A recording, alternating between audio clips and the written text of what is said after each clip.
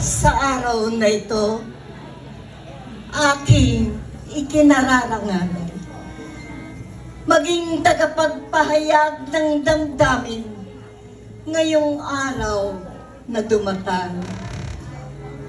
Ito'y laging nasa isip ko't nakakintal, pagkat ito'y tanda ng taos-puso pagmamahal.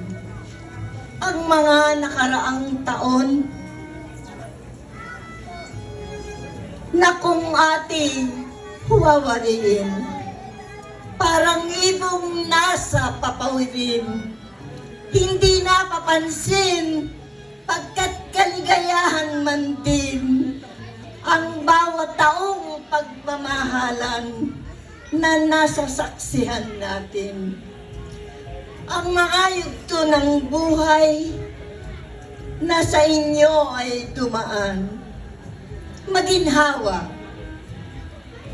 mahirap, o may pag-aalinlangan, hindi naging hadlang sa pagbuo ng pamilya ang matibay na puso at dalisay na pagsinta.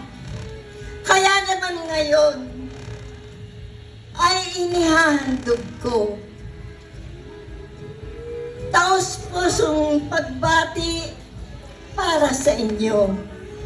Hindi balat kayo, pagkat nalalaman ninyo na ngayon ang inyong ika-50 anibersaryo.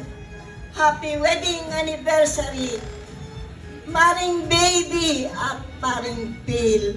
Pasalubungan po natin sila ng masigabong palakpakan. Salamat po.